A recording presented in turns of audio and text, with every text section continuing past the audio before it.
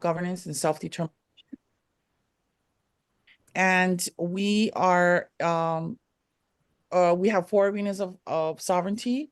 The first arena is the native to native, which is what we're doing now, where we create a native initiative for self-governance, and we create a nation which incorporates self-determination into its governing structure, and begin the work of nationhood. The arena that we are operating in as a committee, as the Kumiki Kalai'aina, is political arena number 2, native to nation state, where we maintain our commitment to peace and disarmament and nonviolence, and participate into the greatest extent in all of the U.S. state legislative processes, promoting our national platform. Okay, and then arena number 3 is the international arena. And arena number 4 is the nation-to-nation arena. So international arena is when, work we've done at the United Nations, which includes the drafting of UNDRIP, and nation-to-nation, which includes the work that we've done in the past, building treaties with other Native nations. Okay, so that's just a little bit about who we are, where we come from, and what's our platform. The next part of the agenda is why do we engage? Why is it important for Kanaka Maoli to engage? And I'm just going to go over 3 basic reasons. Number 1, reduce the damage. Now, we've been under occupation since 1893. That's 131 years that we have been living under U.S. occupation and U.S. rule.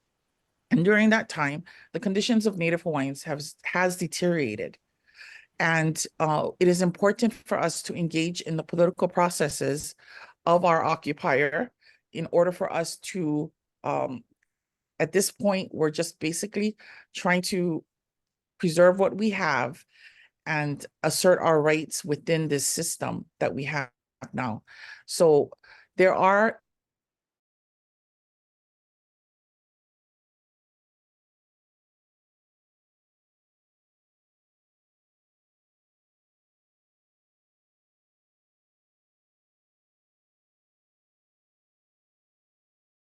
presence.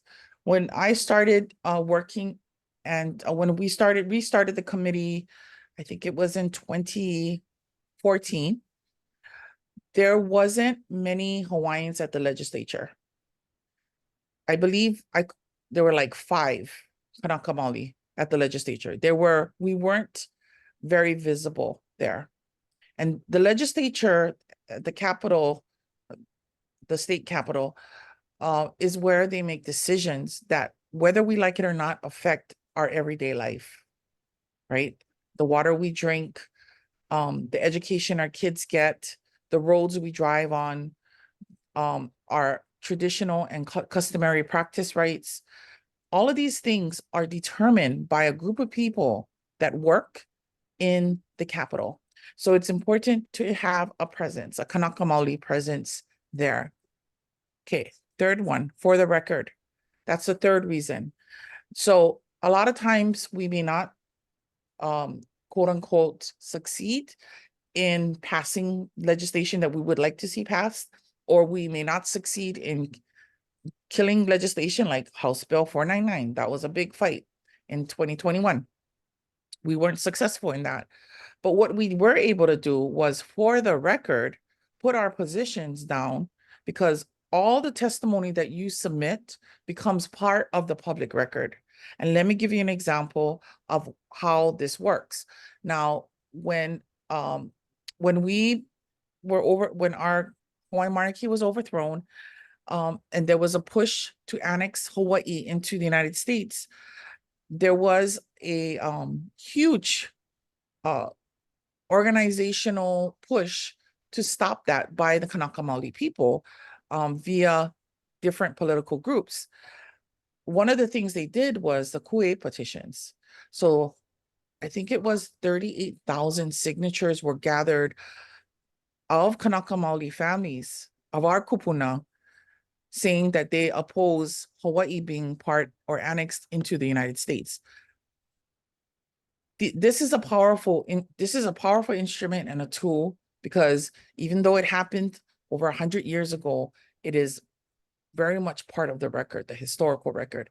And so it's one of the reasons why we participate is because of the record as Kanaka. Okay. Okay, so I'm gonna pass it on to Lehua. And at the end, there will be time for, I believe, about almost 30 minutes for questions and discussion about the bills, but we just kind of wanted to go over some of the bills that are now still alive and are moving.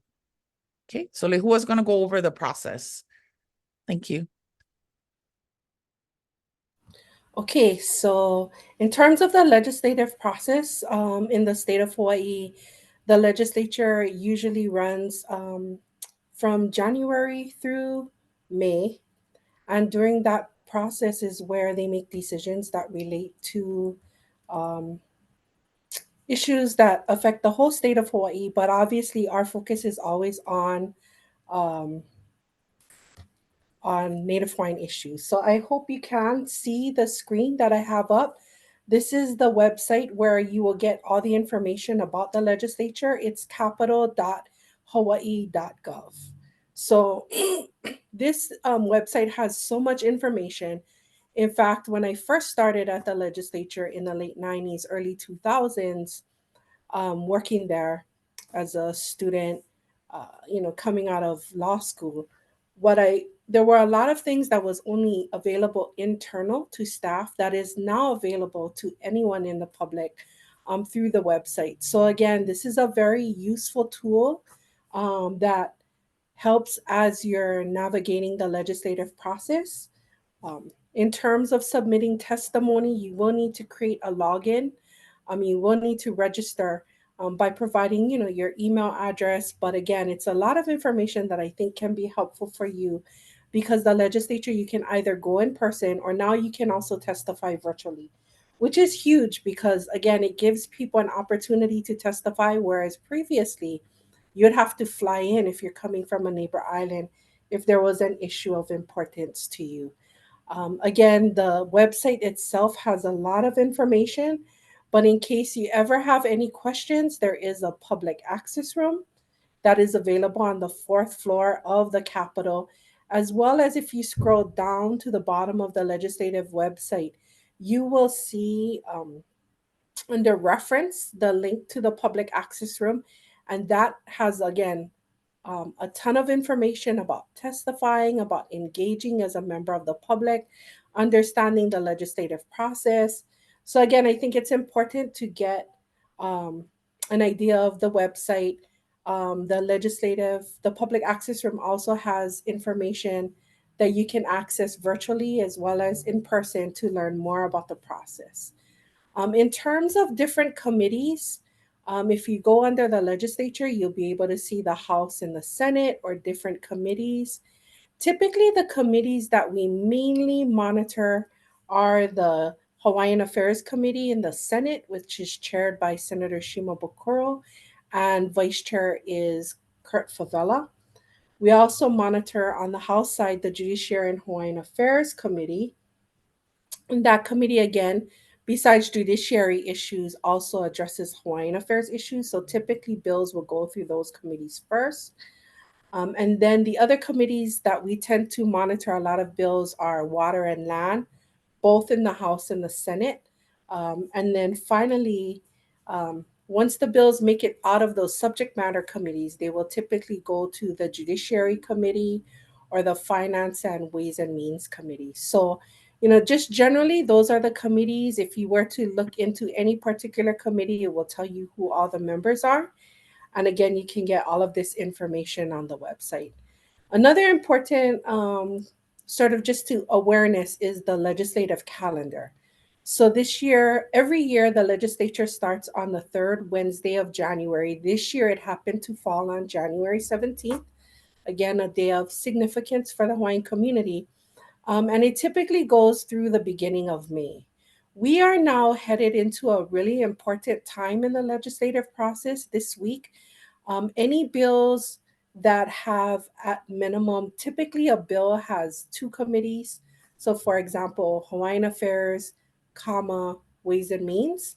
That bill would need to be out of Hawaiian Affairs this week by the deadline of February 15th and 16th.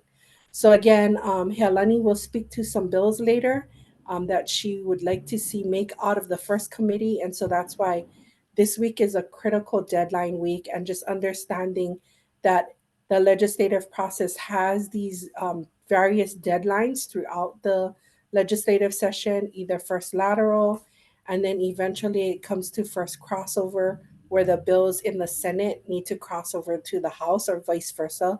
The bills in the House need to cross over to the Senate. And if a bill doesn't make any of these deadlines, essentially these bills are dead this session. Any bills from last legislative session in an odd number year, 2023, carries over to 2024. This being an election year, once all of the bills, if they don't make it out this legislative session, then those bills are no longer alive. We'll be talking about a bunch of different bills, but what I really wanted to focus on was just give a very high level overview of some of the bills that I think for Kalāhui Hawaii has been a priority. So there were a number of bills related to Mauna Kea that were introduced this legislative session. One bill, House Bill 2041, would require the state to support TMT. Obviously, that would be a bill that we would have a lot of concerns about. And so, thankfully, so far that bill has not been scheduled and is likely not to be scheduled, but it at least shows that there was a legislator who was willing to introduce a bill, that would be controversial, that many in the Hawaiian community would have concerns about the state supporting TMT. Another bill is House Bill 2692. That has to do with the Mauna Kea Stewardship and Oversight Authority. Essentially, that bill would give some kind of discretion to those members of the Mauna Kea Stewardship Oversight Authority. And so I think there's some concern about giving that kind of discretion to this committee. That's House Bill 2692. Again, something to look into, something we're monitoring, just to see if there's any traction this legislative session as it relates to Mauna Kea. Finally, one bill that we are supporting is Senate Bill 2297, and what that bill would do is essentially have the BLNR still have oversight over the Mauna Kea Stewardship and Oversight Authority. The intention with that legislation was not to give this body some kind of great decision making authority. At the end of the day, any decisions related to land at a minimum should go through the Board of Land and Natural Resources, and that process that we are all familiar with. Can request a contested case hearing as an example, and just ensure public involvement, public participation. And so anything that would allow for that kind of oversight would be bills that um, Kalāhui Hawaii, the KPAC committee, would support. Another bill of interest is House Bill 2077. This bill would establish rights of nature. I found that bill very interesting. I don't think it's going to have any traction this legislative session, but possibly any bill that doesn't move, they could possibly look at converting it into a resolution, maybe have a study to give more um, sort of ideas or understanding around what it seeks to propose, and maybe can look at where this could go in the future, meaning next legislative session in 2025. But I thought that was an interesting concept that comes from issues that have been raised globally about protecting natural resources. I also work for the Department of Hawaiian Homeland, so there are a number of bills um, that the department did introduce this legislative session. I was going to just focus on four bills. So the first sort of set of bills is House Bill 2420, Senate Bill 2921, and Senate Bill 3109. All of those bills are alive and are moving. And essentially, those bills are seeking to address a legislative flaw.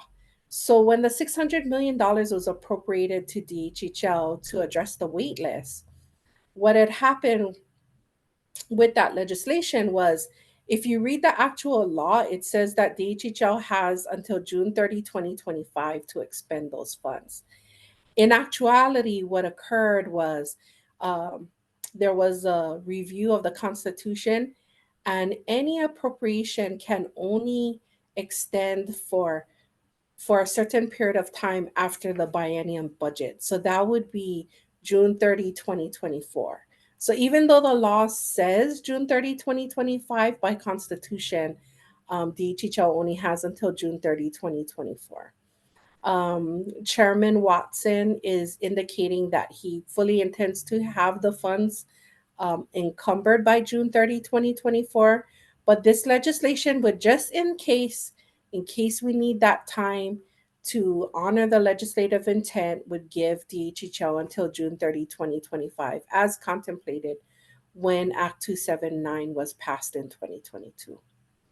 The second bill is SB 2654, and that bill would exempt any development of homestead lots or housing for DHHL from general excise tax.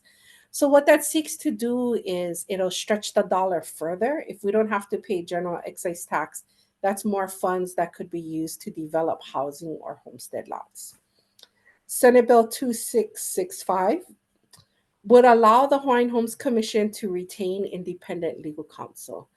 Now, the way, because DHHL, so step back in terms of history, the Hawaiian Homes Commission Act was an act of Congress, and so when it was passed in 1921 and became law, it was under the federal government. And then at the time of statehood, that responsibility as a condition of statehood went to the state of Hawaii, and the Department of Hawaiian Homelands was created. And so I think of concern is that there are times when the interests of the basically of who the department and the commission are tasked to represent, which is the beneficiaries, um, that can sometimes the interests of beneficiaries don't align with that of the state of Hawaii. And so in those cases, we need to make sure that there is independent counsel that is representing the Hawaiian Homes Commission. And so that's what this bill proposes to do, is to allow the Hawaiian Homes Commission to retain independent legal counsel. And then finally, there was a bill introduced this year that would require 1% of the tourism tax to be allocated to DHHL for the purposes of building affordable housing for individuals on the DHHL waitlist. So we shall see how these bills, again, there are a number of other bills that are still moving this legislative session related to DHHL, but I just wanted to sort of highlight and elevate those bills for discussion. And then again, finally, just to reiterate about resolutions. As I mentioned, that bill to establish rights of nature, House Bill 2077. If we aren't able to get an actual bill, a resolution is a good way to move an issue forward, maybe for a future legislative session, and to give it maybe some study or greater consideration. And there is still time to introduce resolutions. The substantive resolution cutoff deadline is March 8th. So again, if certain bills don't move and you want to consider moving those issues forward to next legislative session, you can possibly look at introducing a resolution by the deadline of March 8th. So I think those were the high level bills we wanted to discuss, and generally about the legislative process.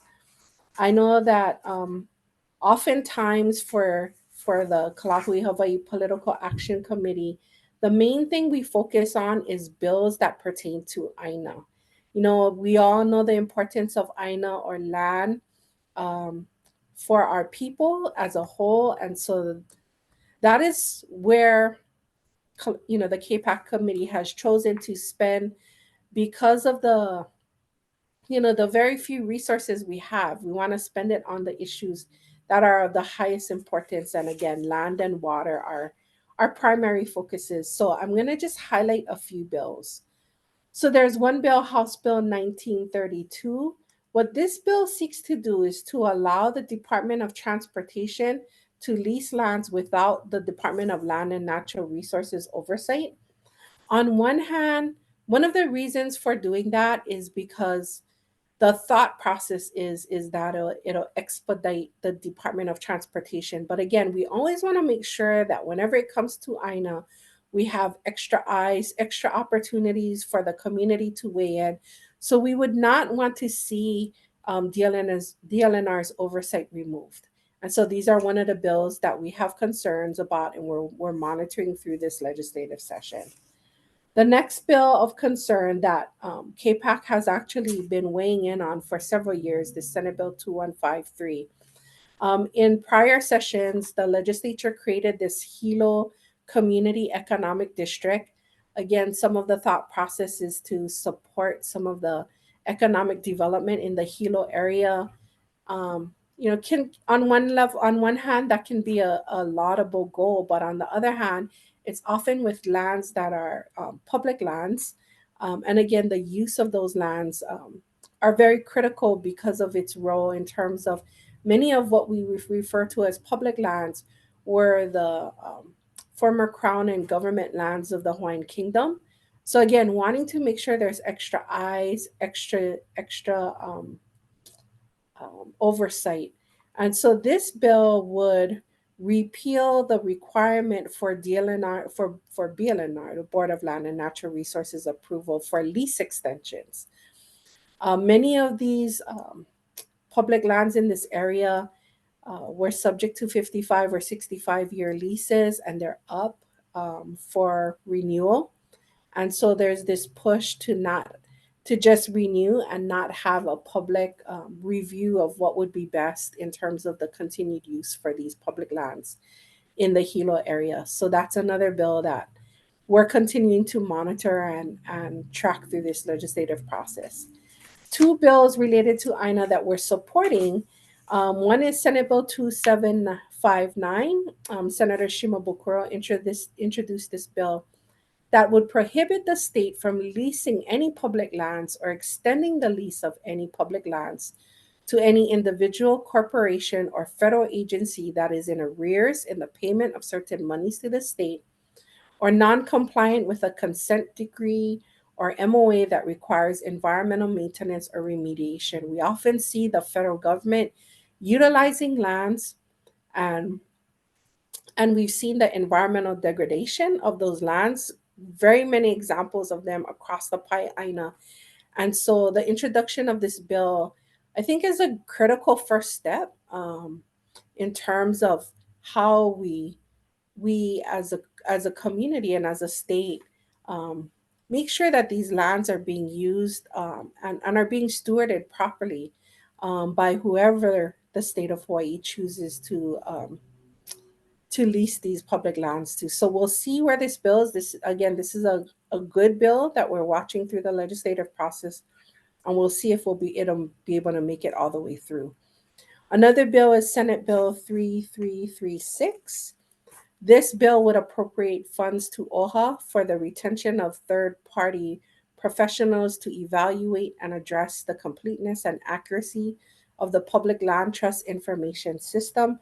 The DLNR and the Office of Hawaiian Affairs have been in constant discussion about the representation of what lands are part of the Ceded Lands Trust and ensuring that at a minimum, 20% of the revenues of those lands are paid towards OHA. Again, the state has entered into a settlement amount, and it's set at a certain amount every year rather than the actual 20%.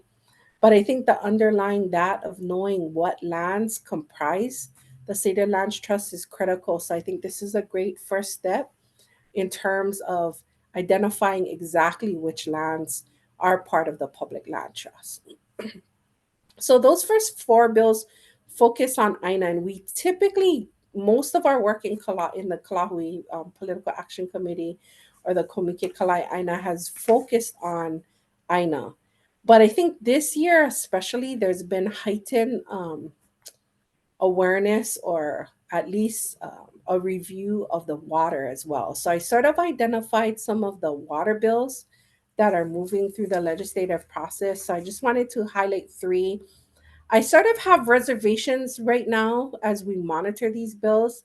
The first one is House Bill 1551 that specifies that fire safety use is a beneficial use of fresh water in the state water code. Now that sounds, like a really laudable, especially with what happened in Lahaina. But I think understanding that um, that water is a public trust and must be utilized in a certain way. And now, if we elevate fire safety, as important as it is, what about the other traditional purposes for water that we've seen, as well as the requirement to ensure that water is available for development of homesteads as well? So we just want to track that. While we're not saying it's not an important purpose, but understanding that there are other purposes as well that's already identified in terms of water use. The next bill is House Bill 2695 and SB 2976. This bill requires each county board of water supply or water board to prioritize the sustainable recharge of aquifers, ensure the health of watersheds, and when allocating water for new development, prioritize the development of affordable housing over other types of development. Again, I think the first part of the bill, again, to ensure prioritize sustainable recharge of aquifers or ensure the health of watersheds, very laudable goals that we want to continue to support. But it's also watching this other part about allocating water for new development and ensuring that in any type of development, again, do we prioritize Hawaiian homes as one of the priorities in the water code already? Um, and sometimes what we've seen is affordable housing turns into housing that is not necessarily affordable. And so again, we've marked this as a bill that we're continuing to track and just monitor through the legislative process. And then finally, in terms of water bills, the last bill we're watching is H Bill 2703. This would replace the position of deputy to the chairperson of the Commission on Water Resource Management with the position of executive officer, who shall be appointed and managed by the commission. This bill was really a response to what had occurred last year as it relates to the former head of CWRM, who the former deputy, who has since stepped down. But I think that has called into question a lot of the processes and who makes these decisions for the Commission on Water Resource Management. Just like land and INA is so critical, water and WAI is just as critical as well. And so wanting to make sure that these decisions are being made where that are very transparent and that the community and the public are informed on all of these issues that impact them. So I think those are the main issues and bills we wanted to highlight. And then at this time, I'll turn it over to Helani, who will address some of the other bills we're monitoring.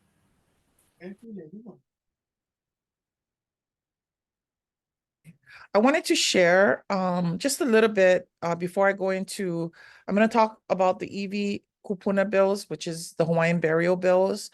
And I'm also going to talk about the two important bills that are in regards to the quality of our water and is related to Red Hill. I'm going to talk about those two bills at the very end because that's super important. But I want to talk about a little bit about how you participate in the process, just to give you a little bit of information and tips that I have come to use and know in my years going to the legislature to advocate for these bills and to stop them, some of them stopping from passing. But anyway, so I'm going to share this right now. Here we go. I hope they can see that. Okay, yeah. Okay, so just some little tips about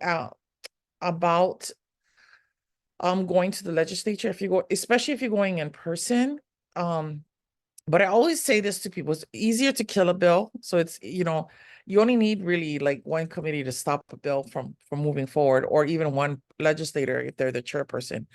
But when you go to the ledge, it's always important to be prepared, especially if it's on a Hawaiian issue. So take a written statement with you to explain, what your measure is about and what your position is, and bring extra copies. So sometimes when this is a tip I like to share with people. Sometimes when it's an important issue, and especially if the media is there, it's important to get the position of what Kanaka Maoli are thinking. So take some extra copies with you, hand them out to the press. Sometimes attendees like to see what you're saying or what your position is. Always state your name, your organization, and your position within your first 3 sentences. So you should say within the first 3 sentences whether or not you support or do not support the bill, or whether it's just comments. Always be respectful. And I tell this to Kanaka because when you go there, you're representing a lot of us. You're not just representing yourself. If you're wearing, let's say, a Mauna Kea shirt, it's important to stay in Kapua Aloha and to reflect the values that we've learned on the Mauna. Stay on topic, stay calm at all times. A lot of times it is very moving issues. We all feel it deeply as Kanaka, but it's important to stay calm and to speak clearly, and be mindful of who you represent. If you need help, there's an access room. You can actually use the computers, print out your testimony if you need it in writing, and they will help you to find offices if you can't find a legislator's office. When you want to introduce a piece of legislation, you should go to your legislator. You should go to your district legislator first. I'm going to just take that down. And before you go to the chair or vice chair, if it's important that you make that connection, because you're that person's constituent, you have a little bit more sway with that legislator in terms of what you say and how you say it. Let's see. Okay, and then parking is hard. So please always arrive early. You got to give yourself like 20 minutes to find parking. It is always a good idea to remind legislators in your verbal testimony, especially if you're there in person, what it took to attend. Because we as the community are not getting paid for attending the hearings most times, right? 90,000. Yeah. Auntie, I'm gonna mute you, okay, Auntie Momi. We have answering questions after. And thank you for coming. Love you. Okay, so it's important to remind them what it took, right? You have to take vacation, or you have to find a babysitter, you have to take a flight over. So these are important things because it shows how much you care about the issue. And also be mindful if you're going in person that an ID may be required. Okay, so I just wanted to kind of give you those little tips. If you're going in person, there is hybrid now, as Lehua had stated. So you are able to zoom in and testify now, which is actually a lot easier too. Okay, so I'm going to go over the iwi kupuna bills. And so we're almost there to the part where we can have a discussion. So if you have any questions, we will start questions in about 30 minutes, but I'm just going to go fast over the EV bills that I think are important to pay attention to. Share my screen. Okay. Okay, so there are a number of EV kupuna bills this session, and there was just a hearing this past week on them for a lot of them. Senate Bill 2295 establishes an interdivision program with the Department of Land and Natural Resources, consisting of the State Historic Preservation Division, the Land Division, an Office of Conservation and Coastal Lands, Island Burial Councils, and the Office of Hawaiian Affairs, that addresses the location, movement, and restoration of Hawaiian burials or EV exposed or likely to be exposed due to coastal erosion. and it makes an appropriation. What it does is it states in there that OHA should pretty much flip the bill. OHA is against paying for establishing this new interdivision program, but it is a nice idea. So there's some good parts to this bill, and there's some parts that are concerning. Let's see. The good part of it is that it looks at providing more communication and interaction between the burial councils and the Department of Natural Land and Natural Resources and the State Historic Preservation Division. So that's a good part. And to also always include OHA. I think having OHA come in on EV issues is important because they are a state agency and they do have more resources than we do as community, and they could provide extra support for us. So there's some good and bad parts. OHA is not so keen on it because of the part where they want OHA to pay for the establishment of this interdivision program. Okay, so Senate Bill 2165, Lāhui Hawaiʻi is in support of this bill, of this measure. It appropriates funding for an archaeological survey, burial sites inventory, and the inventory of historic buildings to the department to undertake the surveys necessary to develop a comprehensive statewide survey of historic properties, archaeological sites, and burial sites. Something like this has never been funded, so it's a comprehensive inventory. Again, this is going to be a great tool if it does pass. Okay, it did have a hearing this past week. Okay, Senate Bill 2592. So that one's still alive, and most of these bills will be decided on the 13th of this month, and I believe the 13th is on Tuesday. So we'll know the disposition of some of these bills on Tuesday. The third bill is Senate Bill 2592. It requires the Department of Land and Natural Resources to amend the definition of cultural descendant in HAR to encompass those from neighboring Ahupua'a. And this comes from a working group that was formed in 2021. And it's one of the recommendations. Reading this, the language, we do have concerns about people from outside of the Ahupua'a having say on the disposition of the iwi kupuna in certain in another person's Ahupua'a, another family's Ahupua'a. So there's some concerns with this. We are not very keen on this bill.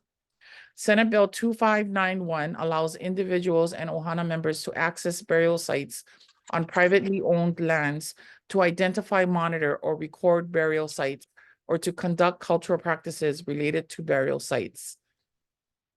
Again, this is just an expansion of our rights as Kanaka Maoli to access and to visit our iwi kupuna, whether or not it's on private lands or on state or county lands.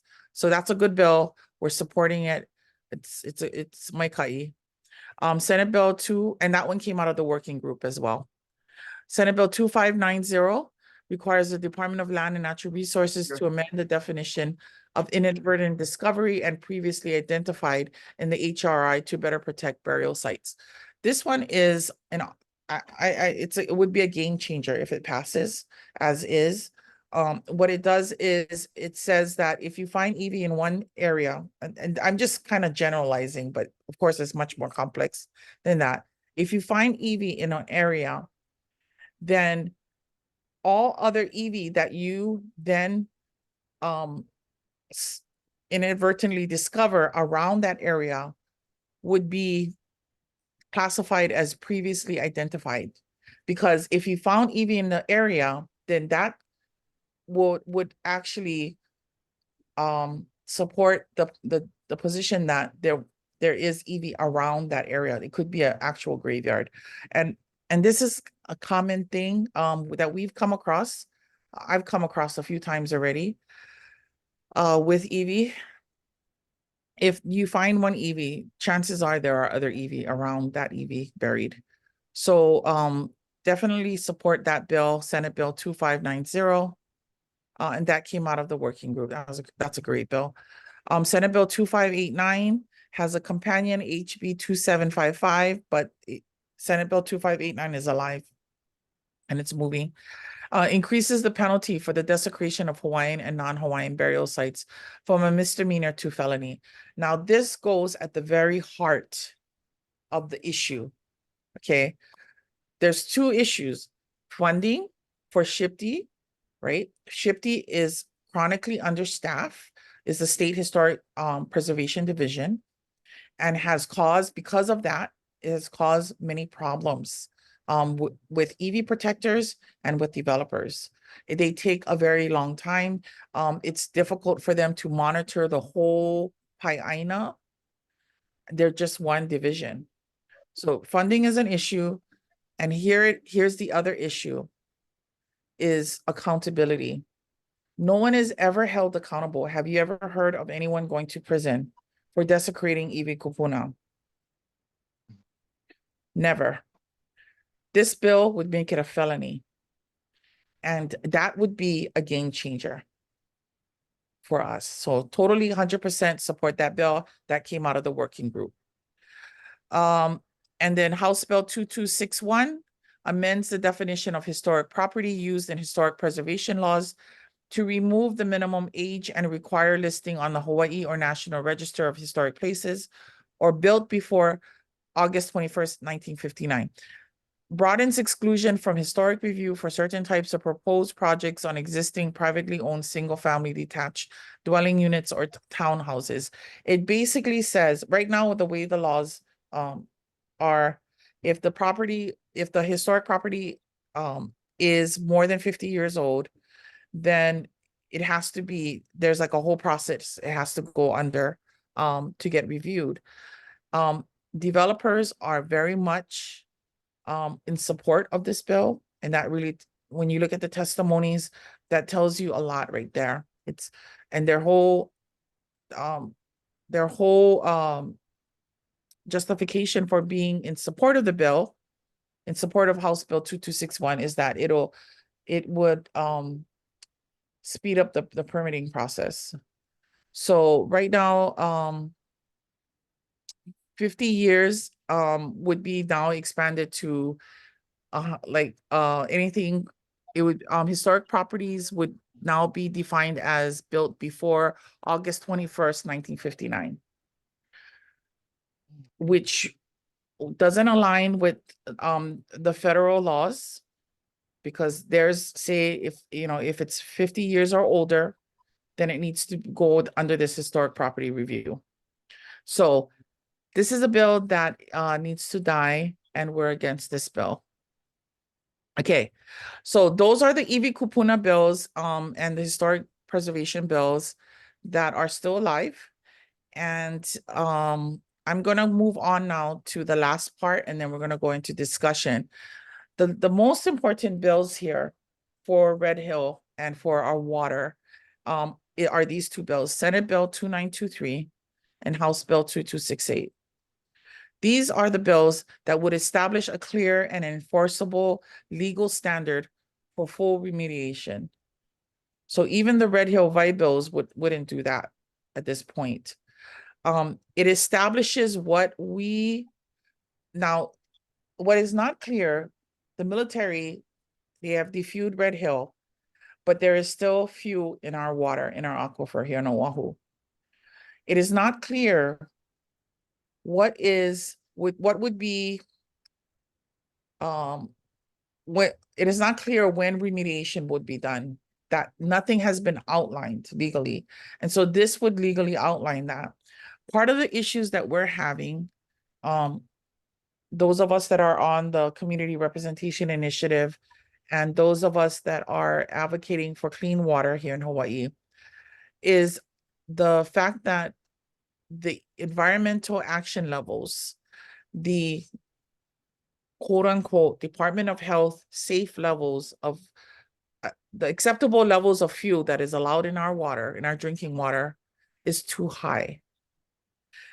The acceptable level of fuel in our drinking water should be 0. I mean, that shouldn't even be debated. And so what we've come across when we've been going out in the community and doing water drops and talking to some of the families that are living in housing that gets water from the Navy distribution system, is that there's still fuel in the water, but no action is being taken because it's still classified as safe, quote unquote, under the Department of Health standards. And this is a problem. This is a problem because we have one of the highest acceptable levels of fuel in, or highest EALs in the US. And this is really a big problem.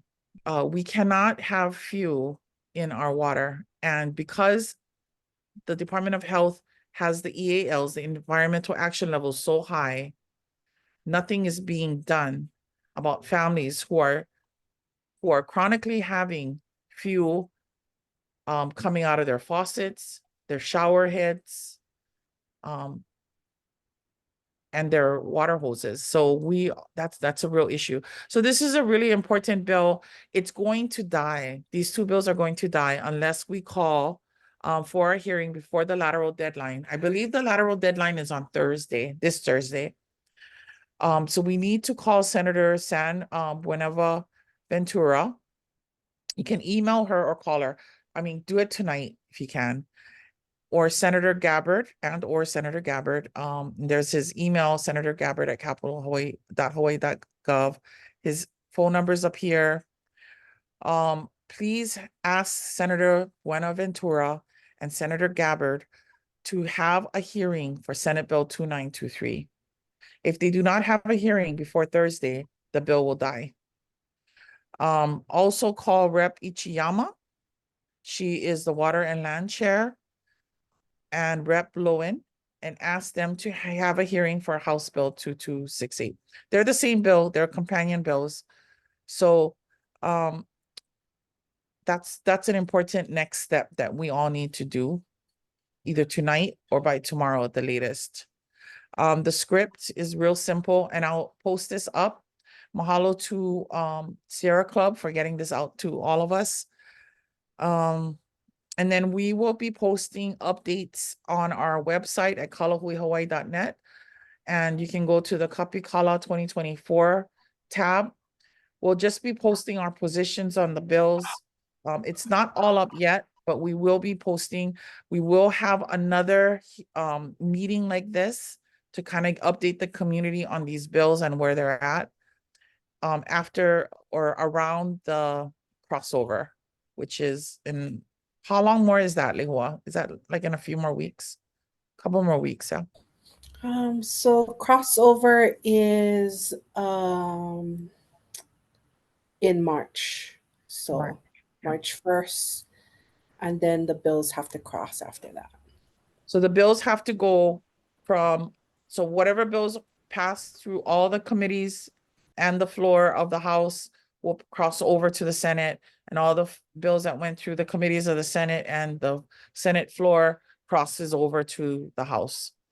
So, and that's going to be an important period. We'll get to see what's still alive. Every year there's a lot of bills that are introduced, and not every bill, most bills don't ever get a hearing. But the ones that do, or that are moving, we should be paying attention. It's really important. Okay. So that's pretty much it. I know that's a lot of information. But next I want to kind of go into a discussion, but I wanted to call on Lacey. Lacey, are you okay with sharing because Lacey is on the Community Representation Initiative, and I believe she is on this Zoom. Yes, And I'm here. if Lacey could share a little bit about the about SB 2923, House Bill 2268, and a little bit about the water situation. Just a little. Thank you. I'll Sure. Yes, can you hear me? yeah, can hear you. Okay. Sorry, I'm gonna have my video off because I'm outside in the dark, but yes, I would just encourage everybody to go ahead and make those phone calls and those emails. It is really important because, like Hailani touched on, right now, what's happening is that they've identified a problem, and the levels that are being called safe, the EALs, those are levels set by the Department of Health. And right now, those levels are not based on a human health assessment, which means that the health effects of these quote unquote safe levels have not been determined. So what we have is families having health effects from the safe levels. But when the homes go and get tested, they come back and say, oh, don't worry, the levels are safe. And then nothing is done from there because of these safe levels. And when we try to make change to the safe levels, we're being told by the Department of Health that they can't lower it because they don't have a human health assessment. But right now they're able to raise it without a human health assessment. So it does not seem quite right. And it's put us in a position where there are known health effects from the safe levels, and it's like we as a community are not able to get them lowered. So state legislation to change that is really important. The Department of Health should not have the ability to raise or lower without public input. It's really important that they can't just do this as they see fit. The levels that are set and being called safe need to be based on what health effects they cause to people. And it's just not the case right now. And that's why these bills are so important. Thank you. Thank you, Lacey. And like Lahui said, if we are not able to get a bill passed, we can always do a resolution. And what a resolution, it doesn't allocate money. It doesn't really have the power of law. But what it does is it helps start a discussion on this issue. And this issue cannot be let go. This is about our drinking water and the water that comes out of our faucets and the water that our children and our grandchildren will drink. Okay, so are there any questions or concerns that anybody wanted to make or share? You can just raise your hand.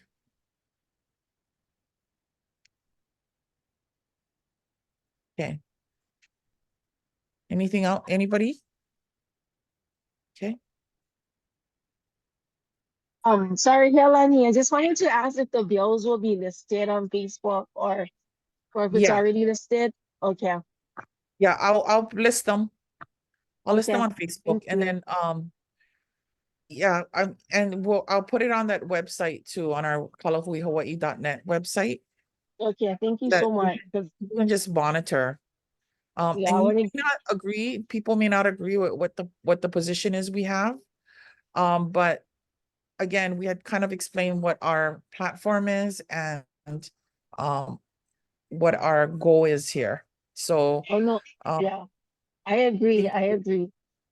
Sorry. Thank you, Kobe. Thank you for that question. Is there any other questions about the bills or about the process or any concerns?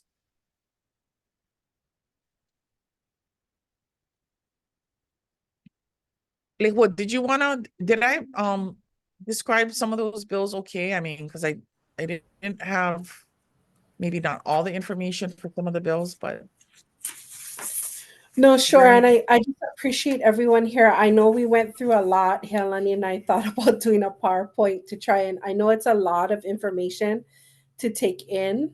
But again, as she stated, we do have a bill matrix that we can make that available if that's the most helpful way to get the information out. Again, we're in the monitoring and tracking and weighing in on some of these. As Helani said, with first lateral coming up. We'll see if some of these bills, if they don't make it through first lateral, which I know she's been calling upon you folks for at least the Red Hill bills, then in theory, those bills in theory could be dead this legislative session if they don't make it past that major deadline. And then even if it does make it past that deadline, we continue to monitor beyond that, because then it has to make it through crossover and so on and so forth through the process. Kiara has a question. The one bill that would be for EV kupuna, is it specifically to just coastal EV that are being exposed, or any EV kupuna found? Do you happen to know, Melanie? It's coastal EV. I'm not too sure about this bill. It just, you know, and of course it's just my own interpretation, and I haven't really watched too much of the discussion, but if you know it's kind of there is a process already in place, right? Where, you know, if bones are uncovered, then you know, then a call should go out, inadvertently discovered, and it is put out there for lineal and cultural descendants to come and claim them. I'm just a little concerned with all bringing in other entities that are not that don't usually work with EV. Like the coastal, there's one entity they wanted to bring in. And then also like they want OHA to pay for it, or it's the Office of Conservation and Coastal Lands. And then they want OHA to pay for it.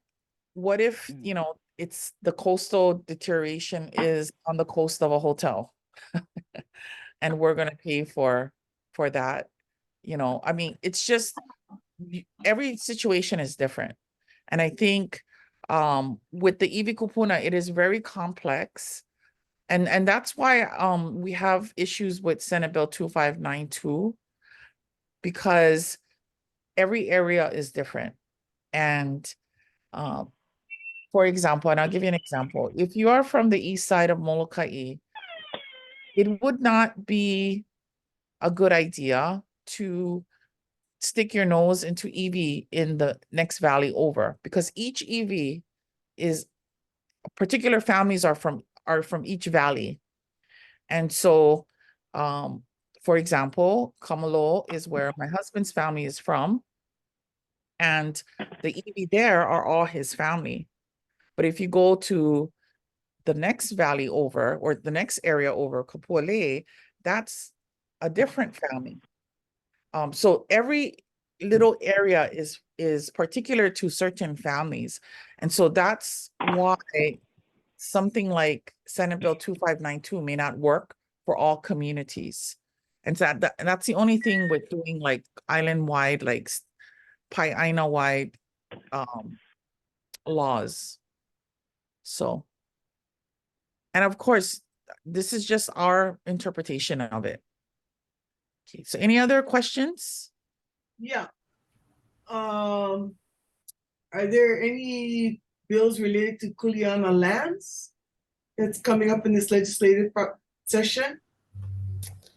Nothing. Thank you, Lei, for that question. Nothing that caught my eye when I went through. So typically at the beginning, when all the bills are introduced, I try to go through the House and the Senate bills and sort of flag the bills. I didn't specifically see anything related to Kuleana lands. And in the past, when there have been bills related to Kuleana lands, it was really the Komike, or, you know, the Lāhui Hawaiʻi Political Action Committee that was moving those bills. Unfortunately, we haven't been successful in the past in getting Did you open your window? those bills to be enacted. No. But again, Good night. that is the bills that we've introduced in the past. I think this year, again, given Heleni's work with that Red Hill, that has sort of been one of the areas of focus, as well as, you know, Aina and Wai always are bills that we track and monitor throughout the legislative session.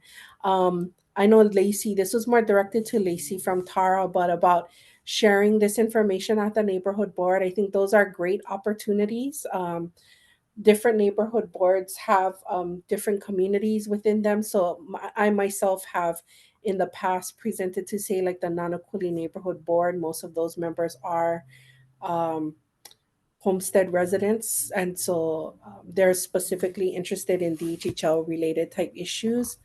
But I know in terms of what Lacey was discussing, it had to do with Red Hill.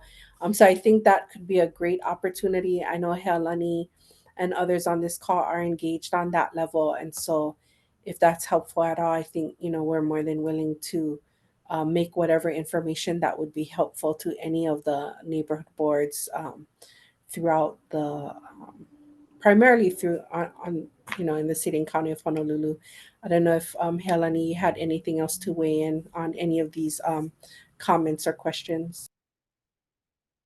Yeah, and I think that it's important for all of us, and we don't have to take the same positions. This is an educational forum, and we plan to do another one. But I think it's important for all of us to look at these bills critically and to think about how it would affect your own family or your own communities or neighborhoods. And part of the reason why I think it's important this session to get involved is because of the water. I think that's a real important issue. Now that Red Hill is defused, they're going to start making decisions about remediation and the quality of water, because now we're moving more into now the shutdown. They still got the sludge to remove from the tanks. Now they're going to have their discussion is going to shift now into more of the remediation and water quality. And so we need to be in on that conversation because our children and our grandchildren's future is dependent on that. And I think that's important. Okay. We had that workshop in Molokai last year. And if you could clarify again the inadvertent discovery versus previously discovered, because there's that bill you were talking about. I don't remember it right now. It was if there's inadvertent discovery, that would be inclusive of known discoveries. I mean, I just wanted to get more clarification on that. Is that? Yeah, inadvertent discovery is when they supposedly don't know that there are burials there, and then they start developing and digging and they find bones. And the problem with that is that there are enough, I think, studies done across the Pai'aina that if you really wanted to find out if there are burials or there could be burials in a certain area where you want to develop, you could actually find out that information. So what the bill is saying is that if there is an inadvertent, let's say there is a development, there is an inadvertent discovery, then it would make any future discoveries in and around that area previously identified. And previously identified is like they already have seen, they know that there are bones there and it's been uncovered. Part of the problem with iwi kupuna is that once you uncover them, that's desecration. So even if you don't know that there are bones there and you're planning to dig or you're planning to develop, it's important to be very cautious. If kupuna, if archaeological sources, if historical books are saying that this was a burial ground and you continue to dig, then there's a high chance that you will inadvertently find iwi. And no matter if you knew that this could be a burial ground and you uncover them, it's still going to be classified as inadvertent discovery. And this bill is kind of going to shift that a little bit. It's going to shift it to where, like, okay, this is a known burial ground. So if you're going to dig in a known burial ground, then all the iwi that you discover are going to be classified as previously known. I think that's a big thing with us, And that speaks to the issue. Uncle Michael's on this call about what's happening in Wailupe.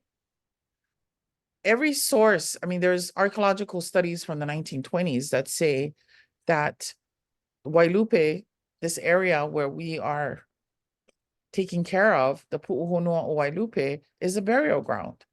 There are oral sources. There are kupuna that have said that over and over again. There's newspaper articles showing that there were inadvertent discoveries of burials in this area. And they found one burial. There was one burial found by the developer. Well, the developer was informed of one burial. And recently, the Clean Water Natural Lands Commission had us do an archaeological inventory survey. And we're trying to tell them that, okay, there's one burial found, but you don't have to, like, there's no need to look any further. This is a burial ground. Trust us and trust the sources and trust the past studies. But that wasn't good enough. So we had to do an archaeological survey. We ended up uncovering 2 more burials. And every time you uncover a burial, you're desecrating. So the archaeologists uncovered 2 more burials. And see, this is the issue, with iwi kupuna. You want them, our goal is to preserve them in place. That's the ultimate goal. That's what we should be wanting to do, and not remove them, not move them to somewhere else, not take them away from their other family that's also buried there, not uncover them. We need to make sure that they're buried in place. And any kind of increased protections in the laws would be helpful on that. Hey, mahalo for that. So just turning to the chat, I just want to again acknowledge Tara. I have actually been at the neighborhood board meeting and saw your advocacy efforts there. So continue to encourage you on that level. I know you've mentioned the next meeting coming up and that there's a limited time to share. So if there are voices from the community who have concerns about the water issue, and the jet fuel, just again, Tara has raised that up, and again, I've seen her advocate on those levels. And so if there are others who live in the Eva area or in any other neighborhood board, those would be opportunities to raise those issues. I also wanted to respond to the question about any other bills that would protect lands that used to be held in bishop estates or other estates of our mo'i founded that got sold.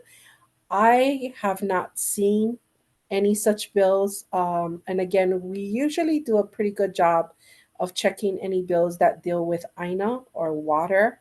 So nothing that I'm aware of that would involve any of the lands that are currently held by a Li'i Trust or that were sold for some reason are no longer in the hands of a Li'i Trust that I'm aware of. So just wanted to respond to those questions that came in through the chat. Yeah, great. Okay, so I think we're ahead of schedule. We got through all of that information fast. But since we're ahead of schedule, if you guys can actually go and call, I'm gonna put it up again. You can leave a message and you can email. Actually, leaving a message and emailing actually would be better if you can do both of them.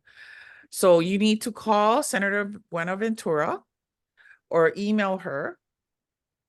Or you need to call Senator Gabbard or email him and ask them both to please have a hearing on Senate Bill 2923, which is a bill that would establish a clear and enforceable legal standard for full remediation. If you have time, please call Rep. Ichiyama, email her and call her. Rep. Lowen, email her and call her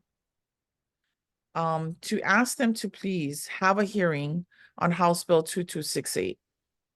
if we do not have a hearing on these bills, they will die.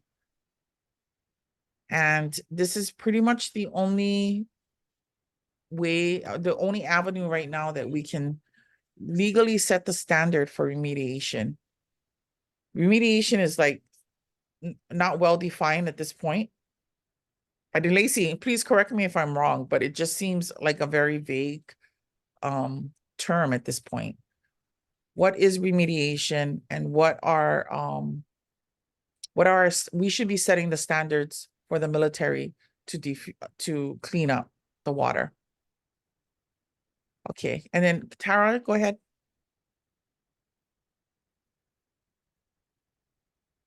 Mahalo nui for this information. I have one quick question. Yeah. What happens when a bill is deferred indefinitely? What can you do next? Can there anything be done? For example, I just heard about the Aina Makua Valley that was supposed to be prepared for transition to be returned. And I just saw last week that it was deferred indefinitely. And then I read the testimonies and I saw why. It's because, one, the Army does not want to give up their lease that is up in 2029. And then I also saw other testimony, of course, in, support of that being also the DNRJ saying, let's let it play out. So that means we have to keep our eyes on the process because they want to just keep the hearings going and process on the outside of the legislative side, in the BLNR side. So what can be done for when a bill is quote unquote indeferred indefinitely? Thank you Mahalo. so much for that question. In fact, so funny you bring it up because those two bills are on our tracking sheet, House Bill 2117 and SB 2593 related to Makua Valley. And I didn't touch on it for that specific reason because the measure has been deferred indefinitely. Unfortunately, for this legislative session, the bill would be dead. If the representative would be Representative Gates or Senator Shimabukuro choose to introduce a resolution potentially to look into this. I know, so in my former life, when I was at the legislature, I first worked for Colleen Hanabusa, who represents the Waianae area. And then I also worked for Joe Jordan, again, both of them representing that area. And I know this issue of Makua has been an issue that has been raised for many years. And unfortunately, we haven't been able to get it through the legislature. Some, I think, is you hit it right on the head because of the military. But again, at some point, it's going to come to a head because Makua Valley's lease to the military is going to come up. And how that land is going to be sort of utilized or just managed properly in the future is going to be an ongoing issue that the state will need to resolve. But unfortunately, I think for this legislative session, the issue is probably, for all intents and purposes, dead because that bill was deferred indefinitely. But obviously, there are strong advocates with Senator Shimabukuro and Representative Gates. And, if they feel a resolution would be helpful to get the conversation going. But again, whether or not at some point, because those leases, if I'm not mistaken, I don't think Kaiu is on this call. She's our expert on lands. I think those leases are up relatively soon. I'm thinking 2029, but don't quote me. I would need to confirm that with Kaiu. Yes, Mhm. it was 2029, and one of the testimonies in support of it was from members from the Makua, and they said they were gonna, in their testimony, that they were gonna do informational meetings because they were so, happy and excited that the lands were gonna be transitioned. So, if you read actually, in detail that the bill that also was even gonna be returned to occupants that were kicked out originally from over, I guess, 80 so years ago. And so, yeah, so I think maybe calling, like how you said, Shimabukuro, and who was the other one? I'll go look for Representative introducing Cedric a Gates, he's for the Gates. Waianae. Yeah. Okay, resolution. Okay, mahalo. Yep. Yeah. Too bad. I mean, I don't know what's happening with that. Does anybody know? Are they going back on their word? I don't know if that they're going back on their word as much as, I mean, thankfully there's organizations like Malama Makua, right, who they're going to continue to push over the next 5 years to see what's going to happen when this lease comes up. So this task force, I think, I mean, again, when I worked for Colleen Hanabusa, this was in over 20 years ago. She was talking about this issue then, and not waiting till this last, the last 5 years to figure out transition. So hopefully, as Tara had shared, maybe Malama Makua can take the lead in terms of calling for community engagement around these issues going forward. Great. Okay. And I'll just add in one really quick thing with that.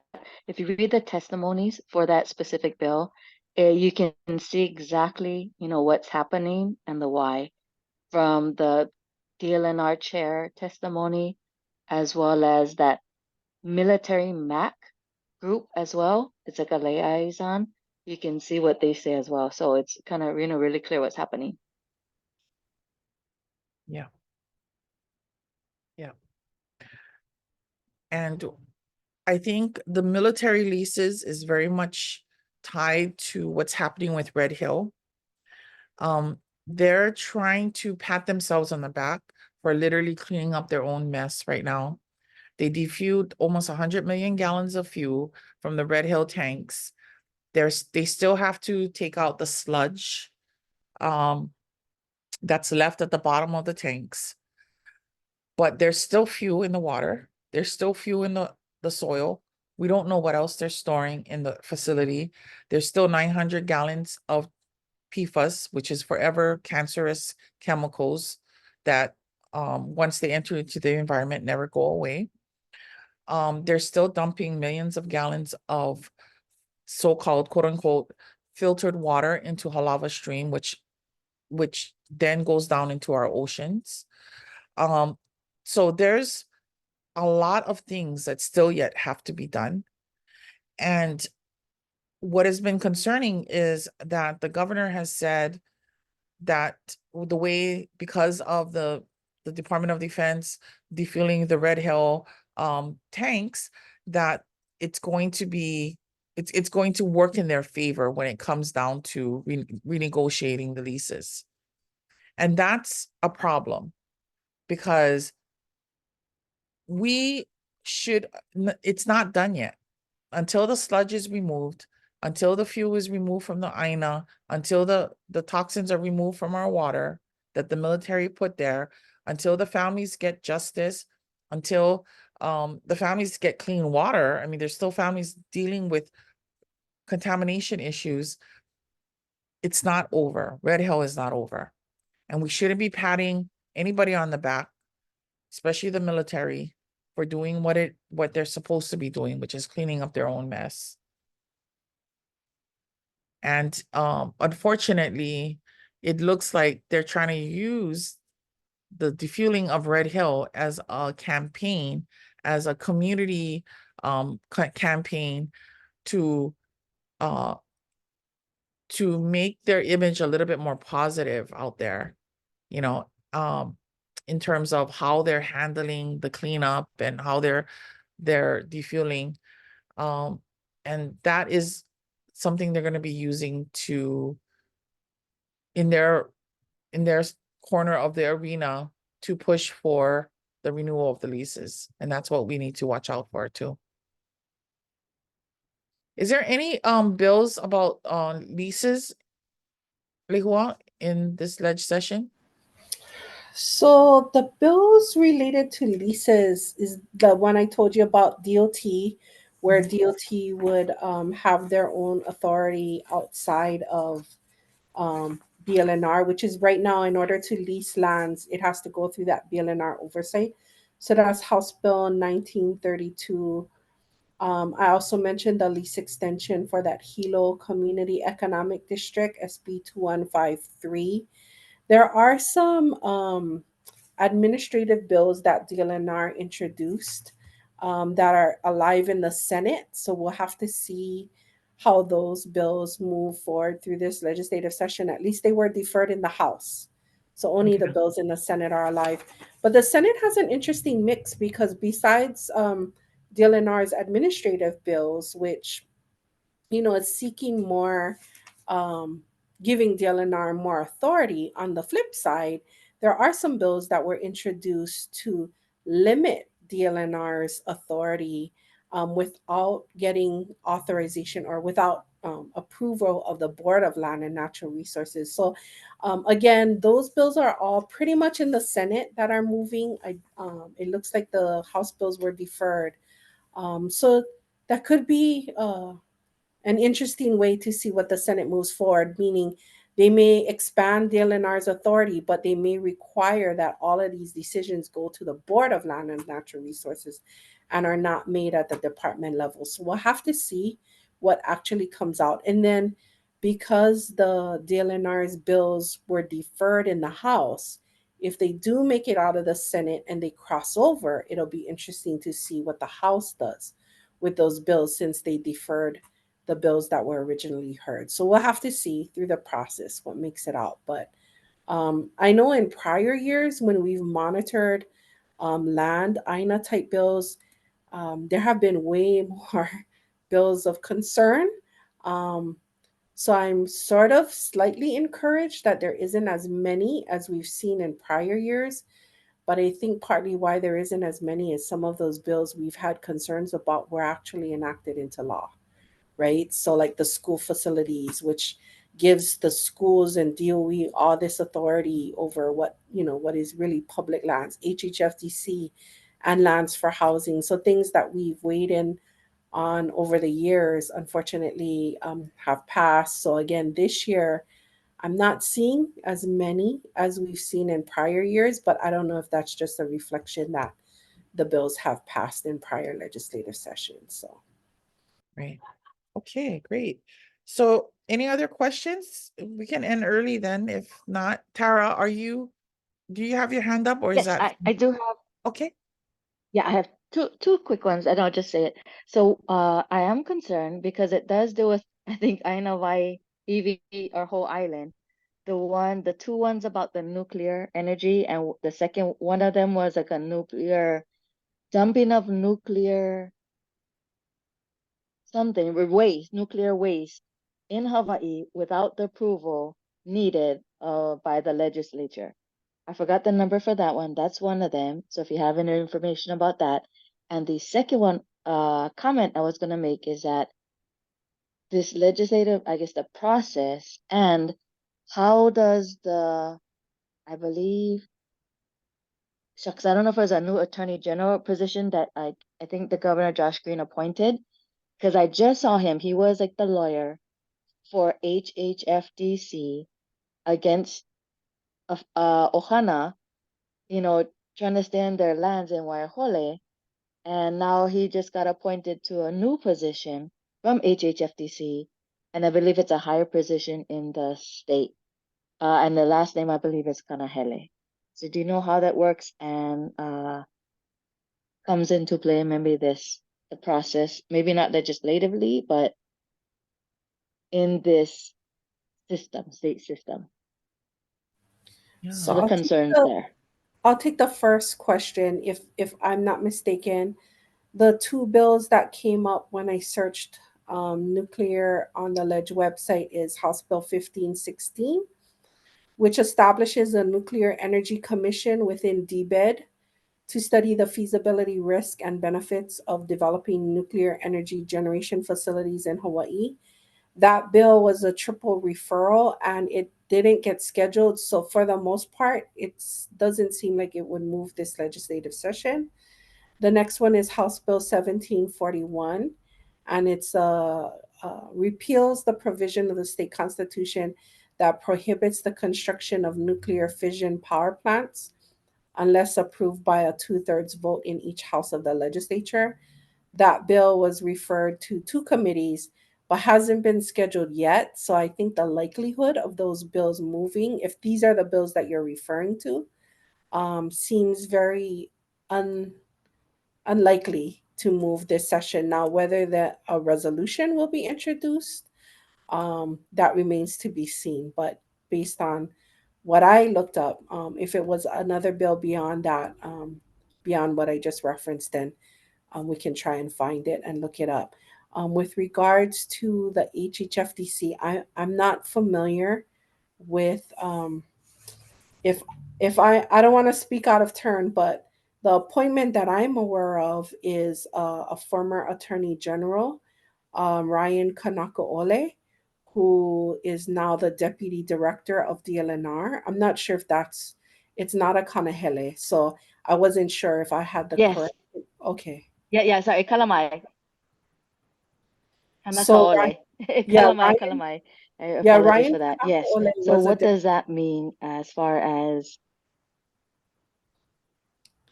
So Ryan Kanaka Maoli was a deputy attorney general. I'm familiar with Ryan because he was actually assigned to the Department of Hawaiian Homelands as well.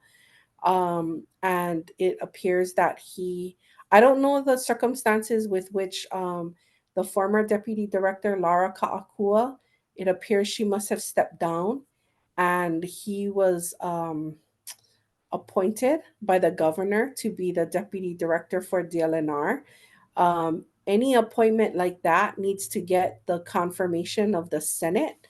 And so before that would take effect, that confirmation would need to take place. Let me see if he has. So any appointment usually has a governor's message, and they have a number. I don't see that he has one so far.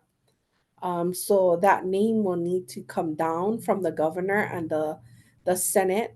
So the 25 senators would have an opportunity to advise and consent to the nomination. So that would be your opportunity to weigh in, if you have concerns about his appointment to DLNR. Awesome. Thanks, Lehua. So I think we should close up. I'm gonna put everything up on the website and post it on the Facebook page of Lāhui Hawaiʻi, so that you can see our positions and do your own research into these measures. And I hope this was helpful to all of you today. It was just a discussion, and it's just a community discussion that we hope to continue as the ledge session continues on. So our next one will be around crossover, and we're hoping to make that one hybrid, and get more community involved and input into the bills that will still be alive there. So this Thursday is the first lateral, so there will be a bunch of bills that will die after this Thursday. And in a way, it makes it a little bit more easy and manageable in terms of monitoring and tracking the bills after this Thursday.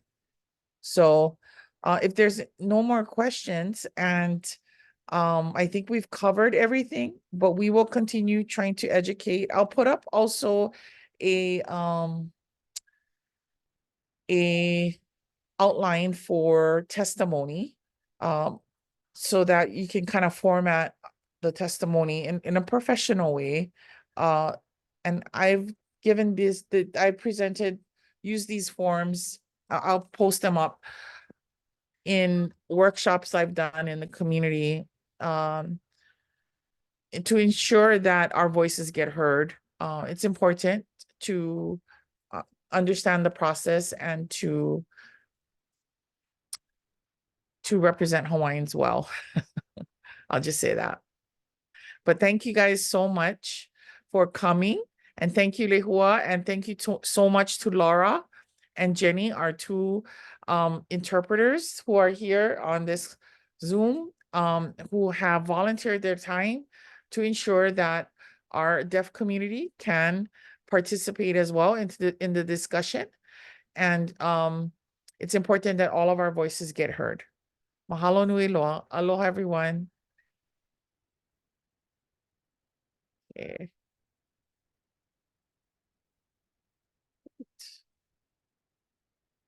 So the live stream should be done.